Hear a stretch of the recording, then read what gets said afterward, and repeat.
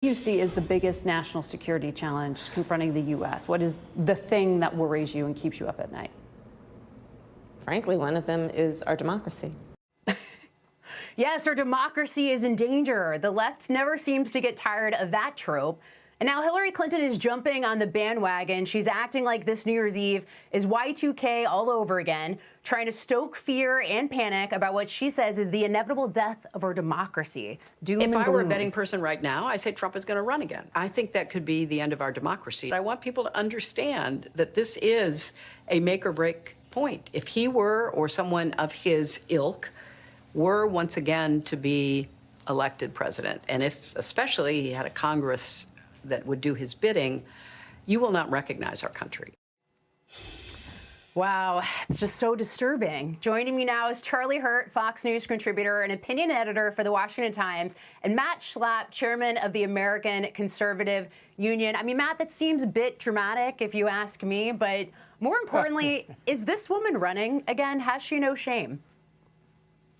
Yeah, I actually, believe it or not, I actually think she's nosing herself back into this race, as Joe Biden clearly doesn't have the mental and the physical ability to run again. It certainly seems likely he won't run again. And then Kamala Harris, who's like so unpopular, she's more unpopular than a disease. They don't even put her out at all.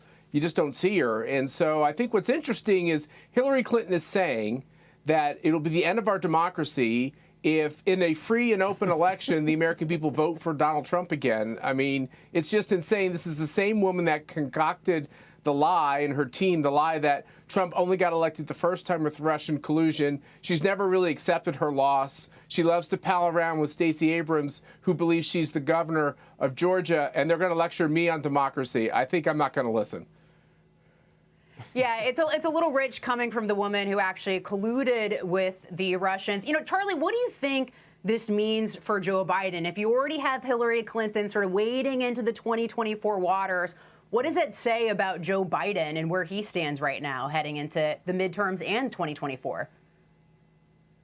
Well, obviously, he's in a bad situation to begin with, just for exactly what Matt just spelled out. But if you listen on, if you played farther into that clip from Hillary Clinton, and my goodness, she sounds so bitter. She sounds so angry whenever she brings this stuff up, especially when she starts talking about Donald Trump and his supporters, talking about his ilk. It's kind of like a sort of like that's the shorthand for the basket of deplorables.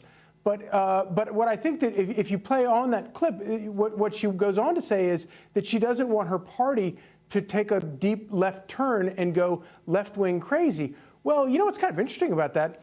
She's basically talking about is exactly what Joe Biden and Kamala Harris have done. And so I think that in that sort of remarkable sit down right there, not only I don't think she's just nosing her nose back out onto the campaign field. I think she is sliming the sitting Democratic president and trying to soften him up in order to make way for herself yet again. I mean, it really is remarkable. I mean, the woman has absolutely no shame whatsoever. So I also want to ask you guys about this call with Putin, Biden's call with Putin today. They spoke for the second time this month about Ukraine. After the call, Jen Psaki said this. She said Biden made it clear to Putin that the United States and its allies and partners will respond decisively if Russia further invades Ukraine. I mean, Matt, does anyone actually believe that after what we saw in Afghanistan? I mean, Joe Biden has lost any credibility whatsoever.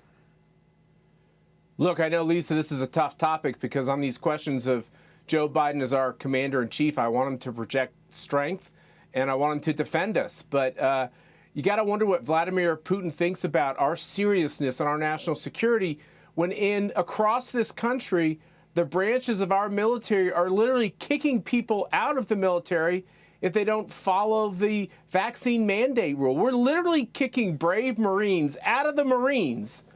And Joe Biden gets on a phone call with Vladimir Putin and says, we're ready to take you on. It's a joke. And they need to, if they want to keep Americans safe, why don't you start projecting strength? And why don't you defend and grow the brave men and women who want to be in our armed services, especially those who are healthy enough to not worry about this virus? Yeah, Charlie, actually, to Matt's point about this political purge we're seeing from the military over a vaccine that doesn't stop the spread of COVID, what impact do you think that's going to have on our military moving forward? I mean, it is a political purge, right? I think it's no, without a doubt. I think it's devastating. And I think, and of course, the worst part of all of it is you go back, even further than just the COVID, the pandemic.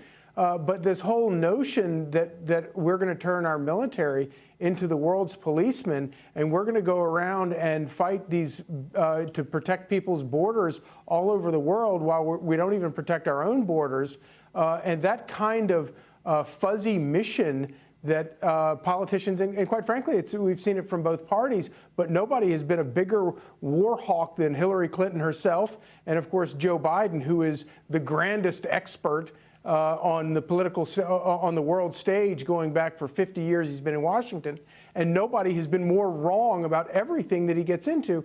And so what I worry about, and I think Matt is exactly right, at the very least, please start projecting an America First policy. Look at the world in terms of what benefits us and regular Americans before you make your decisions, and don't go starting fights in order to protect other people's borders when you don't even protect our borders.